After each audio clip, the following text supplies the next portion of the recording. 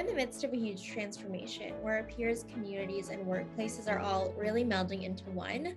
Welcome to Reimagining Company Culture. My name is Christina Giordano, she, her, and hers, and I am the Senior Partnerships Manager here at AllVoices. Today, I am very excited to welcome our next guest onto the interview series, Laura Robblee. She is the CHRO at Zuora. Laura, thank you so much for being here. If you want to share a little bit about yourself for our listeners, including your pronouns and when you were younger, do you remember how you answered the question, what do you want to be when you grow up? Yeah, thanks so much, Christina. It's such a pleasure to be with you today. So I identify as she, her, and hers. And what I wanted to be when I grew up, I knew I wanted to help people. And that was an important thing for me, even at a really young age. I think it was my mom, though, who I used to sit and draw these tiny little circles, like with precision. I don't know why or what, but she thought I might be a surgeon or a doctor. So I sort of got that in my head of like, maybe I'll help people by being a doctor. Well, I didn't go in that route at all. I had some of it interesting background. I started in marketing, went into executive passion, and ended up in HR ultimately. I love that. I'm sure that you are helping people every single day in your current role, but fast forward to today, you are the CHRO at Zuora. How do you think your personal journey and experience has really led you up until this point, specifically at Zuora? Yeah, so thank you. So it was that helping aspect. I was in marketing, realized, well, I really love the business and I have to stay connected to the business. And I love that aspect. It wasn't a product that I wanted to focus on that you could put on a shelf, for example. My product was people. And so I went back to school and became certified in executive coaching and became a consultant, coaching many different leaders throughout the globe in multiple different industries. And really just loved helping people realize, their ultimate passion. And also their highest performance as leaders and individuals, and sort of melding the worlds too of not just, that we are human first or a professional first and then human second, right? Like we are one person and what you see is what you should get. And, how do we live our best lives in all that we do? And so I got married. I was tired of being on a plane all the time. And I really wanted to be, inside a company and really make a difference inside. So I went into HR traditionally. And I actually, ironically, had a really bad experience of HR in my formative years. And it was my husband, who is not in this world at all. He's actually a firefighter. And he was like, why not HR? And I was like, I had a visceral reaction, like, ugh, HR, and then I reflected, what was that reaction about? And I thought, if I'm like this and I'm interacting with HR leaders who have, burst that bubble many years, later, in terms of greatness and what HR can be, I wanted to continue to disrupt HR in the best ways possible. So that really led me into some incredible opportunities, most recently before Zuora at GoPro, and then ultimately here at Zuora. And one of the things I love to do most is not only help people grow and thrive and really be their highest performing selves, but I love doing that for companies as well. And so for the second time in a row, I've joined a company about 3 years post IPO and really helped help get to a place of identifying where it needs to go and creating the roadmap for that vision of how to get there. Luckily, I had the opportunity to do that at GoPro, and now excited to do all that we're doing and building at Zuora right now. Well, number one, thank you for sharing kind of your personal journey to this work and your experience and how you're working to kind of create this vision of HR and build like a real employee of choice, scaling. And I think that you're right. And a lot of people have experiences or have a visceral reaction to HR as well. And there are really great change makers in the space who are thinking about creating that environment for folks. In terms of building that roadmap, I'm sure there's many different projects and things that ask for your attention at a given time, but what's the next problem you're currently trying to solve? What's top of mind for you? Yeah, so thanks. I think, we're all in this, right? Where our world's turned upside down in one day, many days, and then therefore years. And what we're trying to do is, was really drawn to Zuora because one of the things that Teen, our CEO and founder, helped identify early on was that they called our employees the ZEO, which is the CEO of your career. So Z for Zuora, ZEO. And what we want to take is like the best of what has been cultivated of our culture, which has been a major draw, and really help amplify that and take the best of the best into an even further high performance culture. But the inclusivity part of that is really critical, so that it's grounded in not only inclusive, but high performance culture, where we're creating psychological safety, accountability, trust, so that people really can show up as their best self and do their best work to ultimately thrive as individuals and humans, but also therefore making Zuora thrive as well. Absolutely. I think that it's definitely table stakes and really important to intentionally create that psychological safety, create the framework for people to do their best work, understand that, to your point, they are full people inside and outside of work with many different things going on as well. In terms of the shift we're seeing for folks really reflecting on what they're working on 40 plus hours a week and the work they're doing, has kind of Zuora been impacted by the great migration or the great reset of talent? And if so, how are you approaching it? Yeah, it's fascinating to take a look at this from every different level, and then, lots of great conversations all the way from the board, all the way throughout the organization around what we're thinking about, how we're approaching this. And, really, we're trying to see it as an opportunity, as we're building this inclusive high performance culture, to really identify key players as needed. So with change in any culture and any, shifting of talent, it allows us to push pause and really assess, who are the players on the bus that we need to drive it to the next stage and the next level of the company. And we've acquired incredible talent. We have actually had record breaking. Our January was the highest January, actually month of ever in Zuora in terms of the amount of hires we've had. And, it's awesome to see this incredible talent that we're drawing to Zuora with all that we're building, the position that we are in the marketplace for our subscription economy. And, this inclusive high performance culture that really is what we are about. We're attracting talent and engaging our talent, our current talent, to really be able to grow and thrive and use Zuora as a destination for their personal growth, again, to help support Zuora's ultimate growth. Yeah, absolutely. I want to touch on that kind of engagement piece of inclusive high performance culture. There's a ton of research out there that shows that once you feel like you belong on a team, if you feel connected to your manager, to kind of different team members across departments, you're more likely to stay and, again, do your best work. So how do you think about creating those meaningful moments of engagement and connection for those new hires who joined in January and who will continue to join the kind of Zuora team? Yeah, gosh, this is such an important aspect, right? Because you click a button one day and you show up at a company and you're still in your home, right? Really, yes. I did it. So I know I started the pandemic, as many of us have, right? So I'm not alone in this. And it is such an important thing of like understanding, why someone's joining, and really put our best foot forward from the get-go before they even open that computer, right? About who we are, what do we stand for? And we're in the process of really articulating our values, our company values, for the first time ever, which is really exciting. So that is a huge component of articulating, who we are. Yeah. But also, as we go forward, it's really taking a look at, what is the experience even before day one? How do they feel as they talk with the hiring manager and the panel, to the recruiters, and that whole experience before. Right. And then day one, right, where you get to be a part of the most likely virtual these days onboarding experience, and really having those core connections of what is it about Zuora that brought you here, and what is going to keep you here in terms of being a destination for each of our employees. And so that is a huge focus that we continue to dust off, and making sure that, onboarding sometimes gets left over here. And it's like, oh, it's working, it's functioning, right?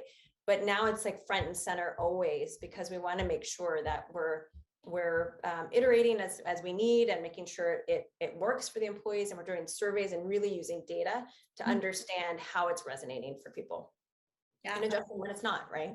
Yeah, adjusting when it's not. This is the time to kind of not do business as usual, but really test things out, ask for feedback. And I'm sure when new folks join and people who are at the organization, when they share why they've been here, everyone has positive, negative, constructive, everything in between kind of feedback. And I want to ask, especially in your leadership position, how you see employee feedback management as an important tool to continually build that culture of listening, and how do you see that manifesting in kind of different parts of the organization too? Yeah, I mean, building a culture of listening is absolutely critical. I love AllVoices. One of the reasons for this is that because it really helped me in my past life do this. But that's cultivating a culture of trust comes through listening, right? And when we listen to our people, our employees, and then we action on it, we really listen, right? We don't just hear it and then it goes in one ear and out the other, but we action against it. And then we repeat back why, right? What we've heard, why we're doing it, what we've heard, why we're doing it. And that consistency around that is such an important element to building that trust and cultivating that. And, when you show transparency and you show compassion, all throughout the organization, that's such an important engagement model, right? So that people feel like when they show up every day, they know exactly what they need to do to succeed.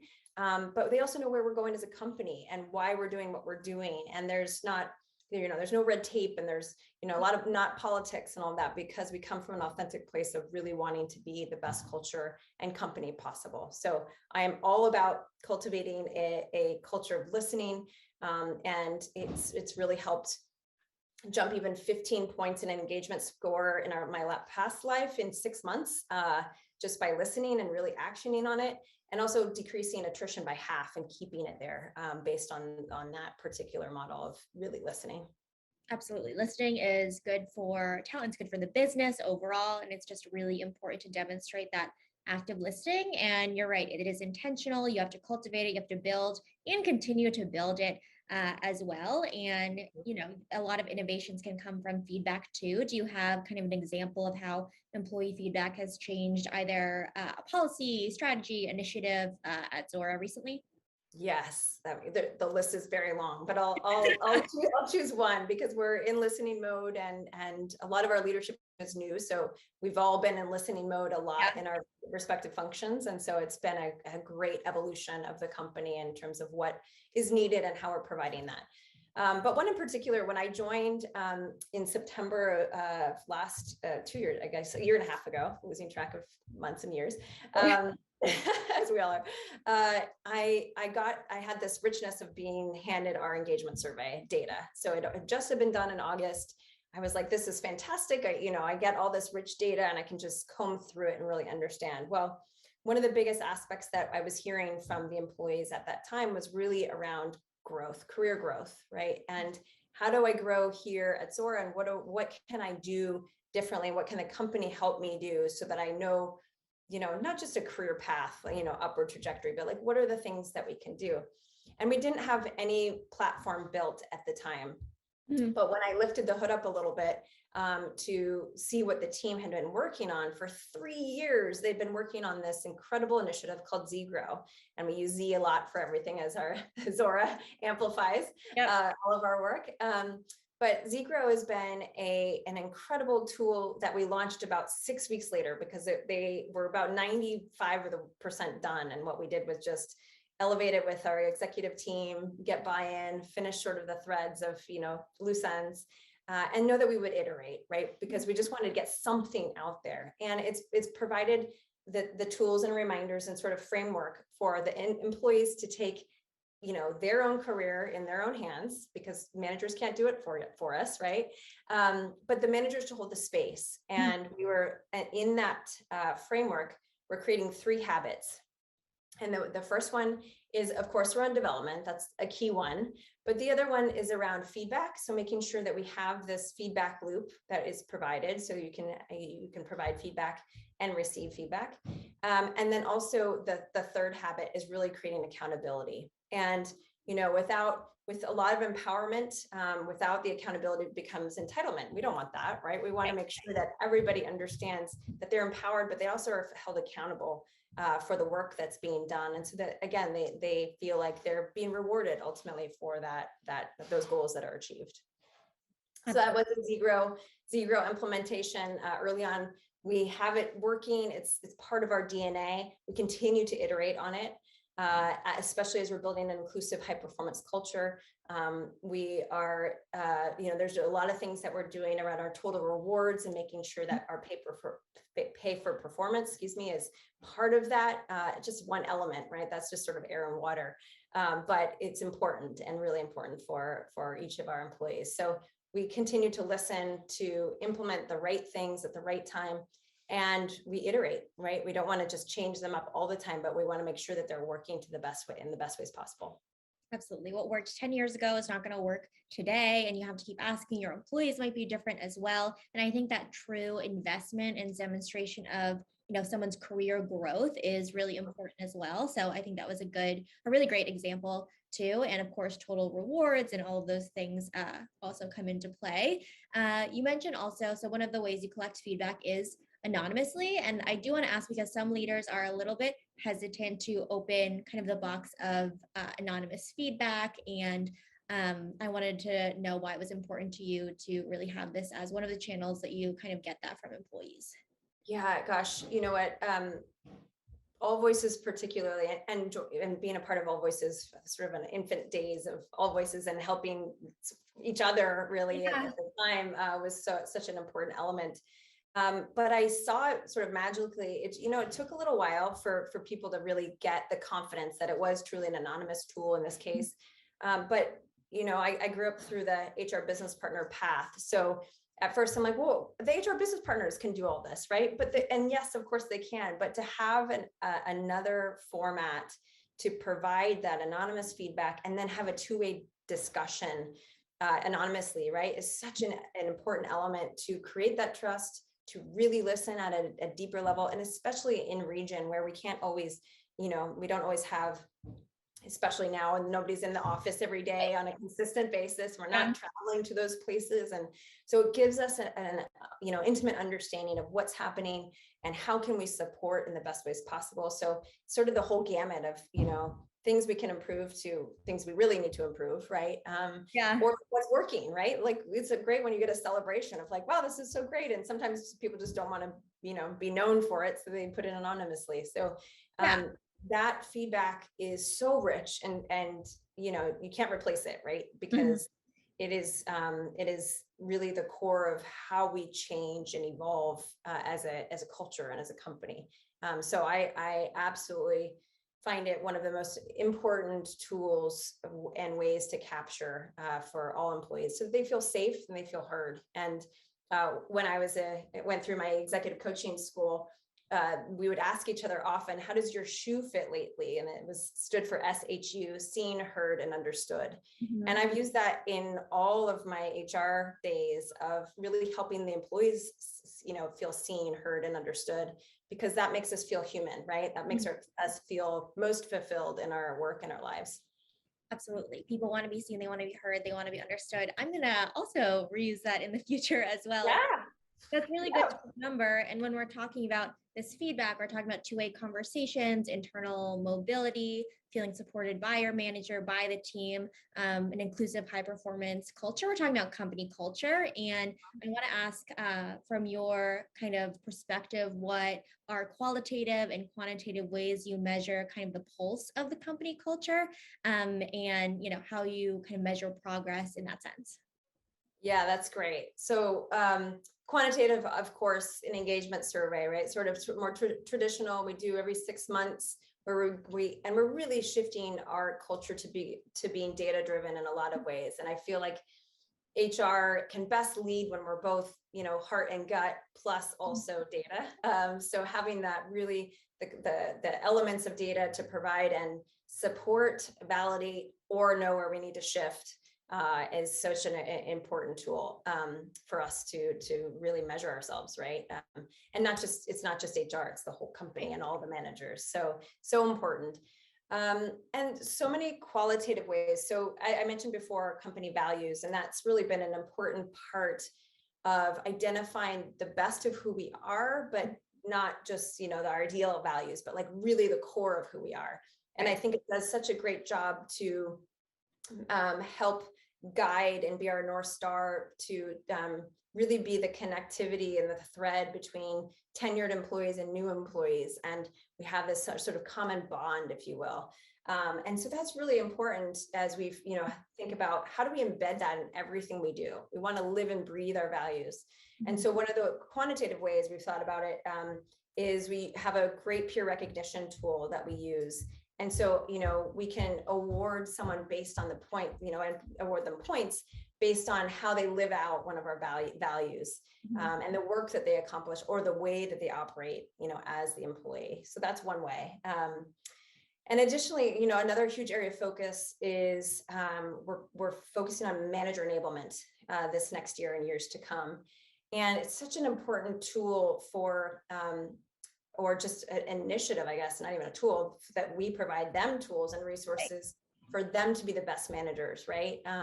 Because, if it's only an HR-driven program or initiative or whatever it is, it's usually going to fall flat. So what we need to do is really enable all the managers to elevate in their tools and training and resources so that they can be the best managers possible, and in turn, ideally help, each employee through their journey as well.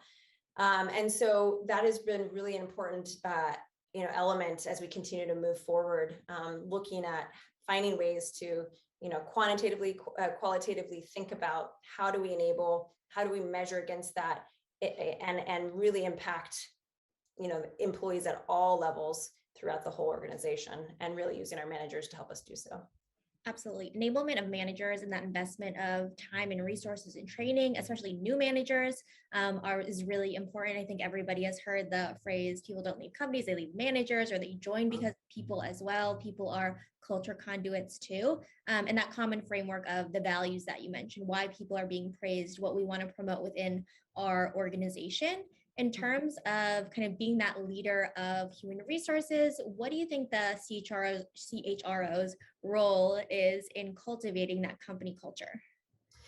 It's interesting because that, as discussed, manager enablement is such a big component. But I think, one of the aspects and roles that we must do is really set that North Star vision, usually in conjunction, obviously, with the CEO and the leadership team, but coming in and assessing who the company is, what's the best parts of it, and then where we want to go and take that and evolve it is so important. So, that's an important part of sort of that culture celebration and being a culture champion, as well as, holding accountability to achieving that through our programs, initiatives, and behaviors and managers. And so this idea of connectivity remains a big pillar for our team, particularly around, how do our programs connect to that inclusive high performance culture? How are we driving it, moving the needle, focusing on those key initiatives so that we're not just trying to, do everything under the sun, but really be targeted and focused on needle moving initiatives, and then thread that needle for all employees and managers to understand the why. Why are we doing this, right? And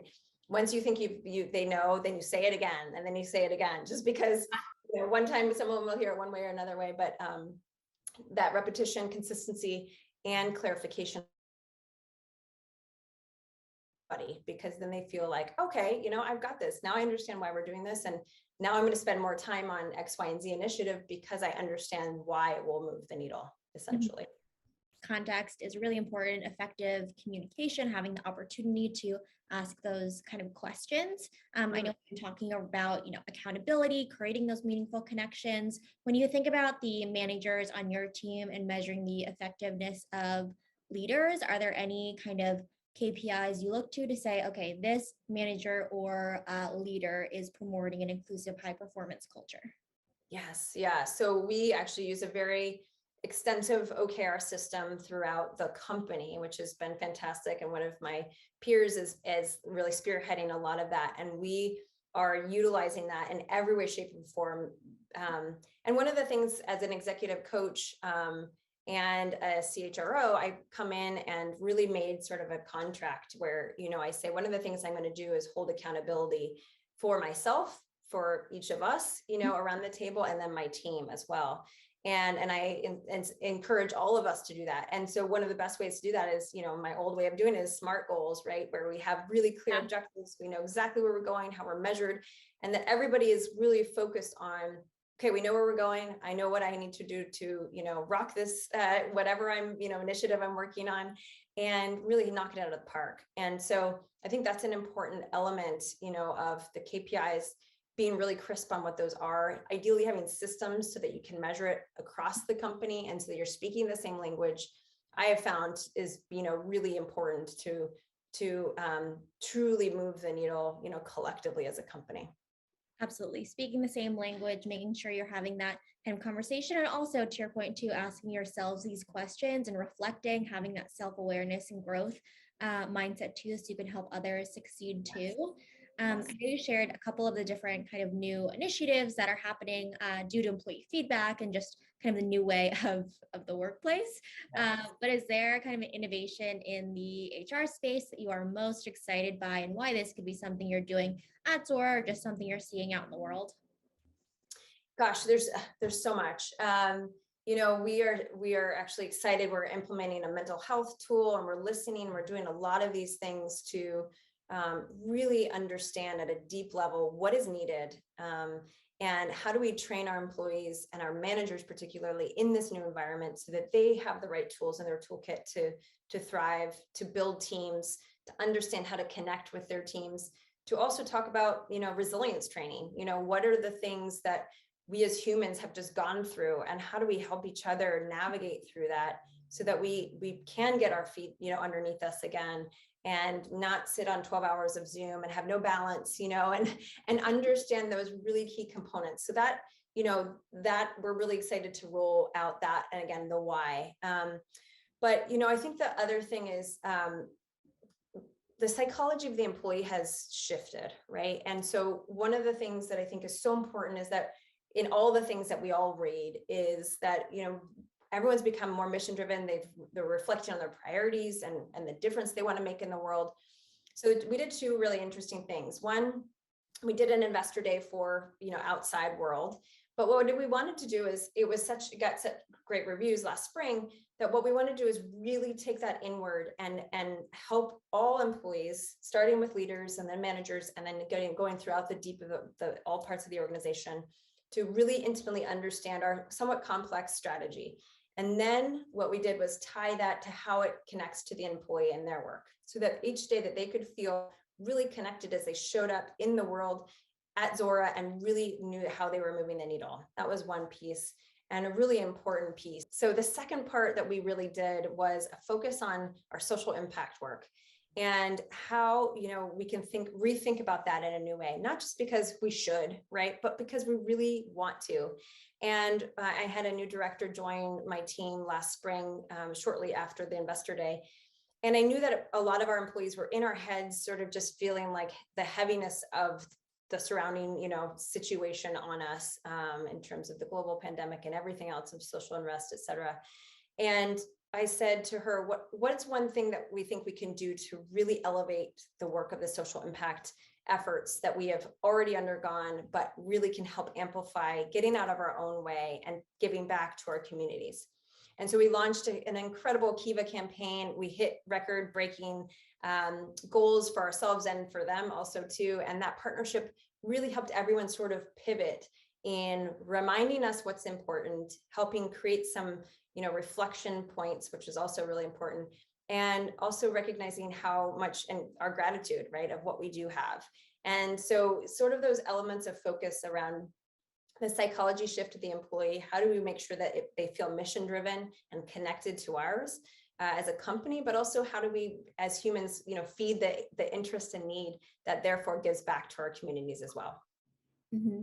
Absolutely. I mean, it sounds like I love hearing all about all of these social impact work. I love hearing about the career development that's being invested in, the mental health tool. I think that's awesome.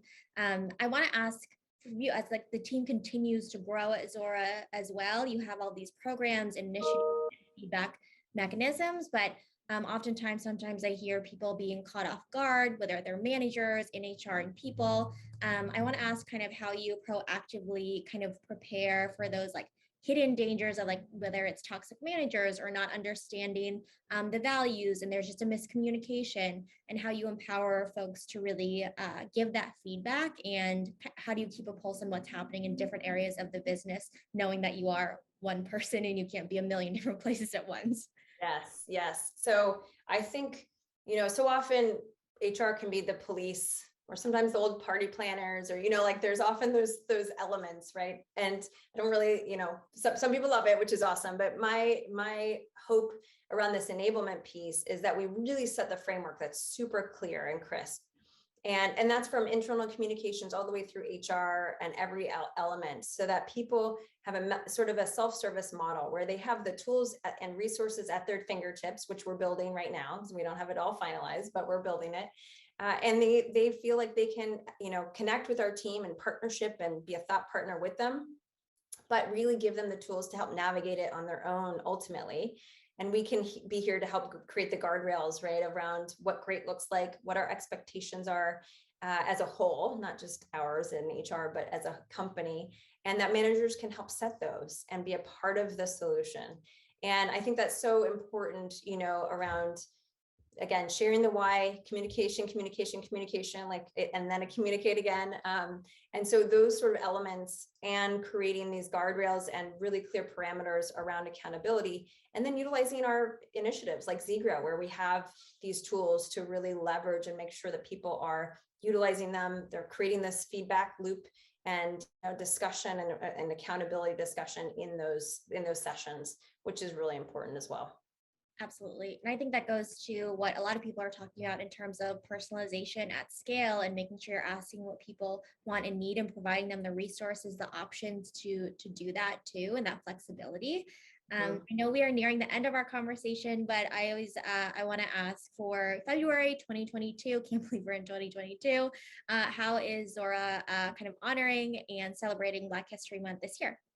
Yes. Well, we are excited to share that we celebrate Black History Month, Black History throughout the year, but in this month particularly, and in the US and Canada, we go big, and it's really important that we do so.